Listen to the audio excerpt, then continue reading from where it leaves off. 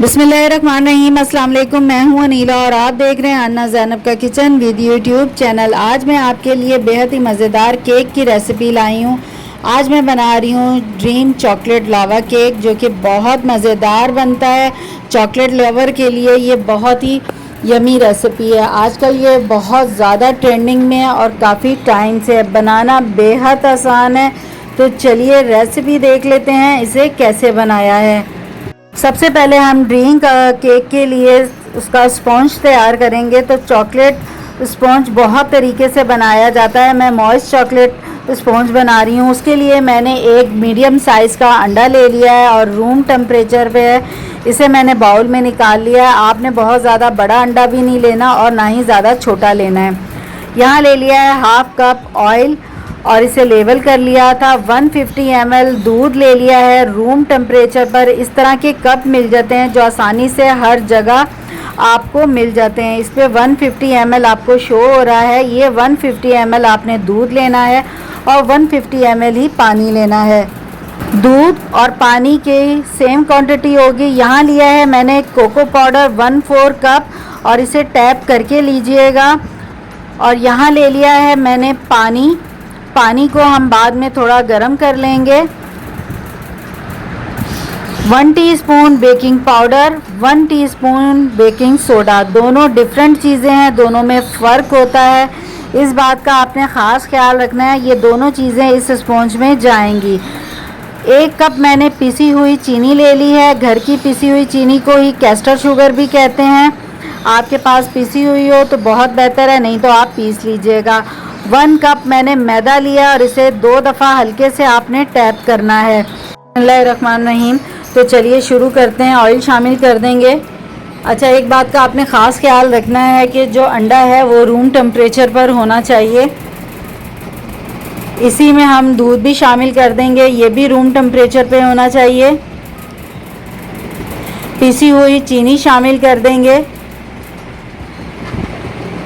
और यहाँ जो ड्राई अज़ा थे, बेकिंग पाउडर, कोको पाउडर, मैदा, इन सब चीज़ों को एक साथ कर लेंगे और छान लेंगे। छानना बहुत ज़रूरी है, इस बात का आपने ख़ास ख्याल रखना है। तो अब इन सब चीज़ों को अच्छे से हम बीट करेंगे। तब तक बीट करना है जो चीनी है वो अच्छे से डिज़ोल्व हो जाए, अच्छे से प्रॉपर से मिक्स होना चाहिए। पिसी हुई चीनी का ये फ़ायदा होता है कि वो जल्दी से बीट भी हो जाती है और बहुत अच्छा रिज़ल्ट मिलता है। आप चाहें तो घर की दानेदार चीनी भी ले सकते हैं, मगर ये है कि बीटर बहुत देर तक हमें चलाना पड़ता है। 2 से 3 मिनट तक मैंने इससे अच्छे से बीट किया है कि जो चीनी है वो डिज़ोल्व हो चुकी है।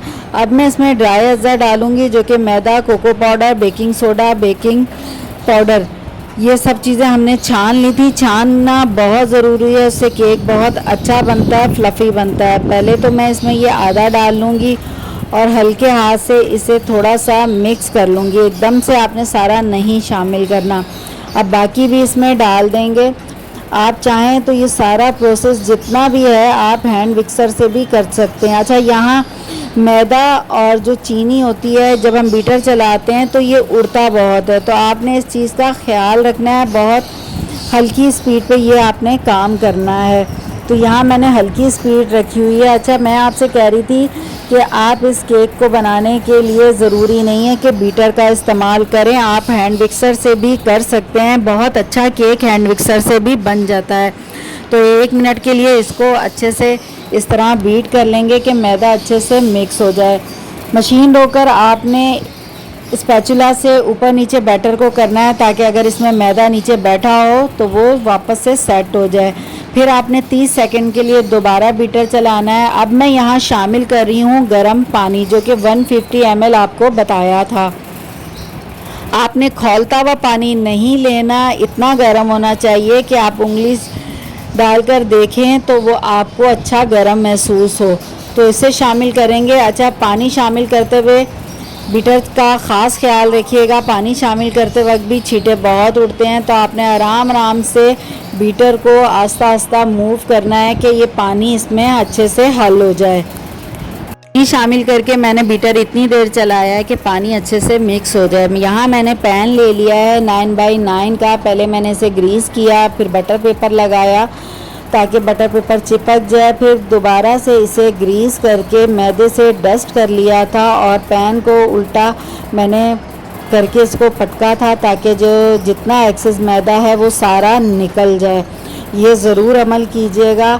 अब ये सारा बैटर इसमें शामिल कर दिया है। इसे मैं 30 से 40 मिनट तक बेक करूँगी। 40 से 45 मिनट ज़्यादा से ज़्यादा मेरे ओवन में लगते हैं। अब ये आपके ओवन पे डिपेंड करता है ये कितनी देर में बेक हो जाता है। तो 170 सेंटीग्रेड पर इसे बेक कर लेंगे। 45 मिनट लगे हैं मेरे इस केक को बेक होने में। तो ये देखें अच्छे से बेक हो गया है। छुरी की मदद से मैंने चेक कर लिया था तो जो छुरी है वो बिल्कुल क्लीन निकली थी। अगर थोड़ा सा भी बैटर लगा हो तो इसका मतलब है कि आपका केक बेक नहीं है, वो थोड़ा सा और टाइम लेगा। अब मैं इसे मोल्ड से निकाल कर रख दूँगी ताकि ये अच्छे से ठंडा हो जाए। अच्छा, ड्रीम केक बनाने के लिए ज़्यादातर इस तरह के गोल्डन कलर के बॉक्स यूज़ किए जाते हैं जो असल ट्रेंडिंग में हैं। तो ज़रूरी नहीं है कि आप इस तरह के बॉक्स में बनाएं, आप किसी भी चीज़ में बना सकते हैं। ये मेरे पास घर में यूज़ करने का एक डब्बा है, इसमें ज़्यादातर मैं डिज़र्ट वगैरह ही बनाती हूँ। मैं इसमें बना रही हूँ और ये मेरे जो केक वाला पैन है उससे थोड़ा सा ये बड़ा है। अच्छा, आप इस तरह के बॉक्स में भी बना सकते हैं, डिस्पोजल बॉक्स में भी बना सकते हैं। आप ट्रे जो कांच की होती हैं माइक्रोवेव, आप उसमें भी बना सकते हैं। अब ये नहीं है कि आपके पास गोल्डन बॉक्स हो तो ही ये केक बन सकता है, ऐसा कुछ भी नहीं है। आप किसी भी चीज़ पे बना सकते हैं। अच्छा, हमने अब तैयार करनी है डिस्क। सबसे पहले तो मैं डिस्क तैयार करूँगी। यहाँ मैंने बटर पेपर ले लिया है। आप बटर पेपर भी ले सकते हैं या सिलिकॉन का वो जो शीट होती है वो भी ले सकते हैं। अच्छा, डिस्क आपने अपने पैन के हिसाब से तैयार करनी है और उसी हिसाब से हम चॉकलेट लेंगे। यहाँ चॉकलेट को मैंने मेल्ट कर लिया है। अब मैं इसे बटर पेपर पर फैला दूँगी। अच्छा, हमने इसको फैलाना इस हिसाब से है जो आपका बर्तन है, पैन है जिसमें आपने केक को सेट करना है। जैसे कि मैं इसमें सेट कर रही हूँ, मैं इस हिसाब से इस चॉकलेट को फैला लूँगी।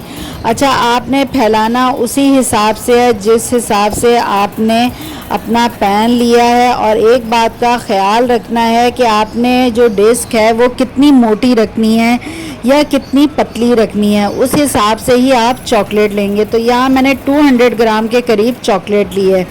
अच्छा, आपने इसको इवनली बिल्कुल लेवल में आपने इसको फैला देना है। ये नहीं कि कहीं से मोटी हो कहीं से पतली हो। तो अब मैं इसको छोड़ दूँगी ठंडा होने तक ताकि ये हार्ड हो जाए।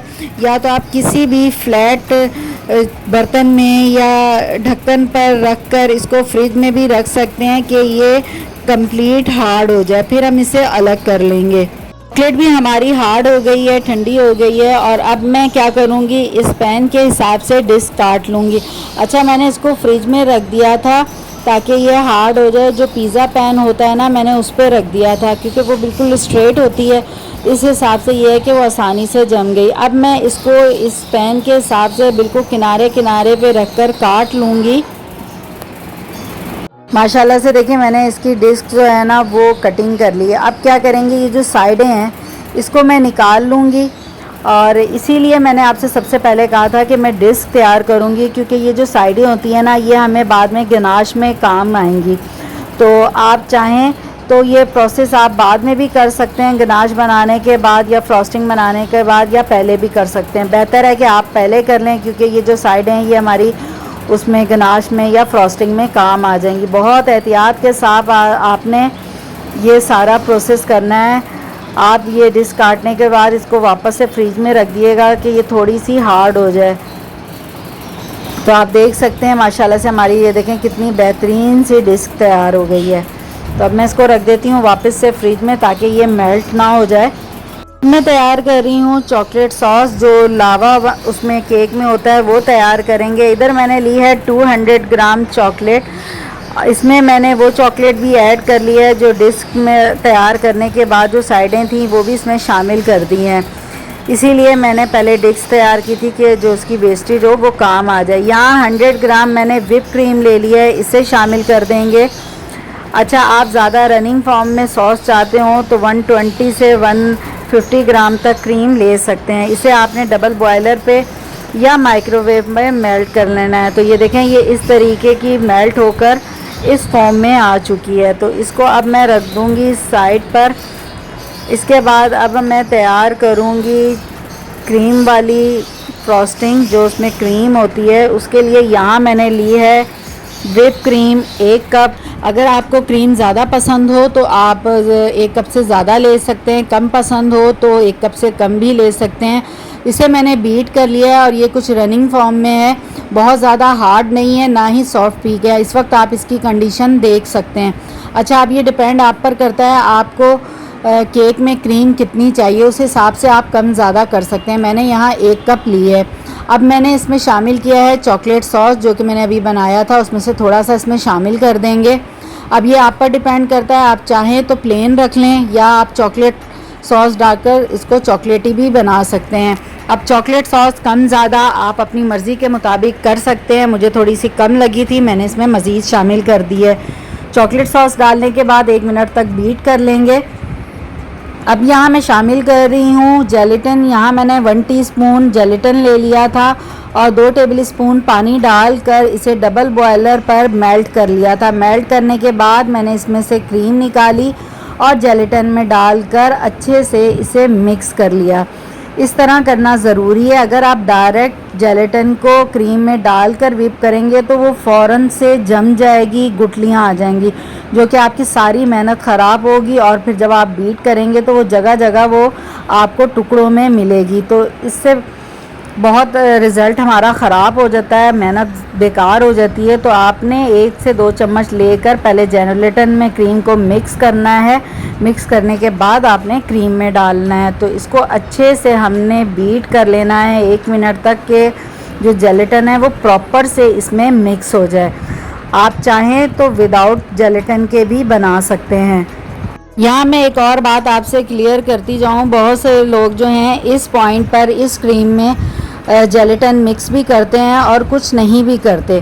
अगर आपने मिक्स करना है तो क्रीम की जो रनिंग फॉर्म में आपने क्रीम को रखना है, और अगर आप मिक्स नहीं करना चाहते तो आपने जो क्रीम है वो सॉफ्ट पीक या हार्ड पीक तक रखनी है। अब यहाँ मैं केक को सेट कर लूँगी। केक को मैंने बाहर काउंटर पे भी रूम टेम्परेचर पर आने तक इसको ठंडा कर लिया है। आप चाहें तो फ्रिज में रखकर भी ठंडा कर सकते हैं। अब मैं इसे इस मोल्ड में डाल दूँगी। तो इस तरीके से उल्टा करके इसमें रख देंगे।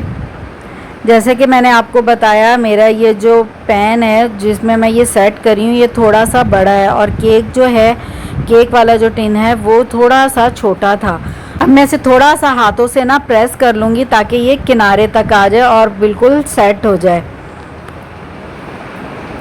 अब मैं यहाँ इसे दूध से सोक कर लूँगी। आप चाहें तो शुगर सिरप से भी कर सकते हैं, ये ऑप्शनल है, क्योंकि जो मैंने इसमें स्पॉन्ज डाला है वो ऑलरेडी बहुत सॉफ्ट है, मॉइस्ट है। तो मैं यहाँ इसलिए दूध ऐड कर रही थी ताकि जब हम इसका बाइट लें तो मुंह में घुल जाने वाला जो एक केक होता है बिल्कुल वैसे तैयार हो। आप चाहें तो इसे दूध से या शुगर सिरप से सोक भी कर सकते हैं, वरना आप स्किप कर सकते हैं। स्पॉन्ज को भी मैंने सोक कर लिया है। अब मैं इसमें डाल रही हूँ चॉकलेट क्रीम जो कि हमने बनाई थी।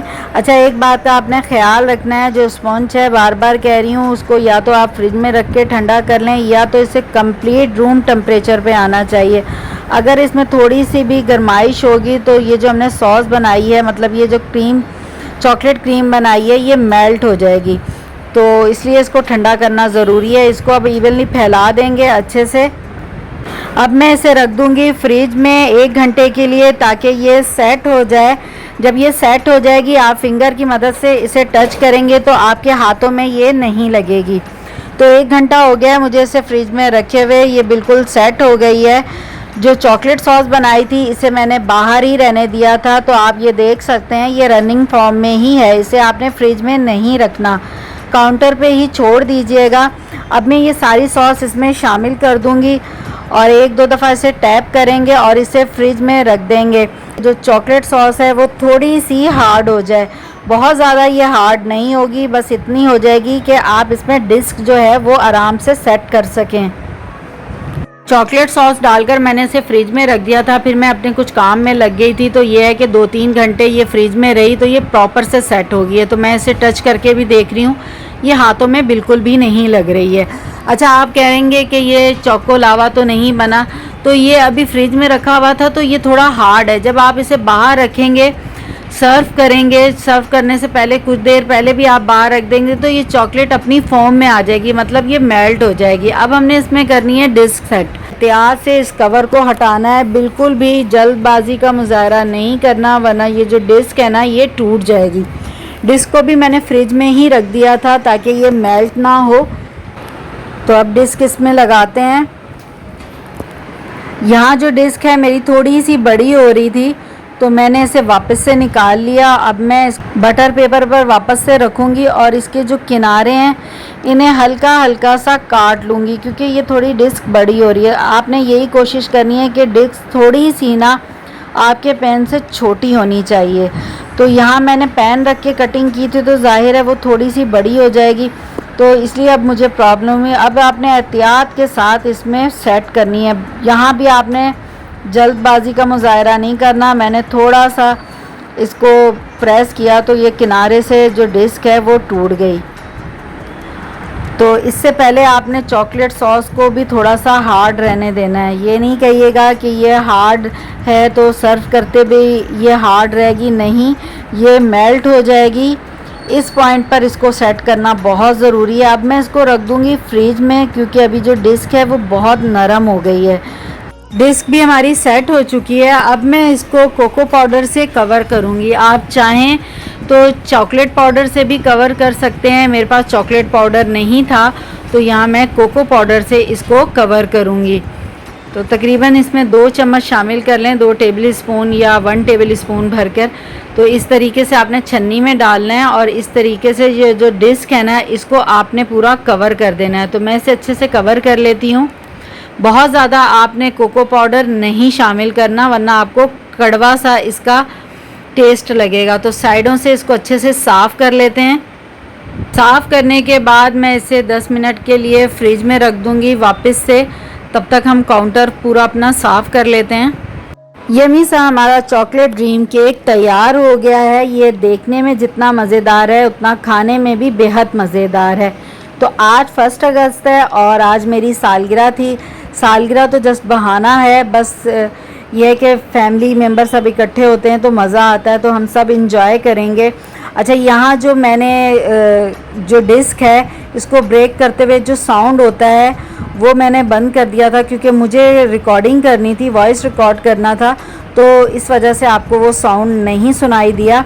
अब यहाँ केक को हम सर्व करेंगे, मतलब एक हम बाइट निकालेंगे। अच्छा, यहाँ जो मैंने केक को ना फ़ौरन से फ्रिज से निकाल कर आपसे शेयर कर रही हूँ। अगर आप इसे थोड़ी देर बाहर छोड़ देंगे, जो हमने सॉस तैयार की थी वो प्रॉपर से मेल्ट हो जाएगी, जो कि लावा का टेक्सचर देगी। तो यहाँ मैंने फ्रिज से निकाल कर फ़ौरन से आपसे वीडियो शेयर कर दी, इसलिए आपको ये लेयर बाय लेयर दिखाई दे रहा है। आप बाहर छोड़ देंगे तो ये प्रॉपर से जो सॉस है ना ये मेल्ट हो जाएगी, जो कि बहुत मज़े की लगेगी। तो कैसी लगी है आज की रेसिपी कमेंट्स बॉक्स में मुझे ज़रूर बताइएगा। मुझे आपके कमेंट्स का इंतज़ार रहेगा। और अभी तक आपने मेरे चैनल को सब्सक्राइब नहीं किया तो कर लीजिए, साथ ही साथ ऑल पे क्लिक कर दें ताकि मेरी आने वाली हर नई वीडियो का नोटिफिकेशन सबसे पहले आपको मिले।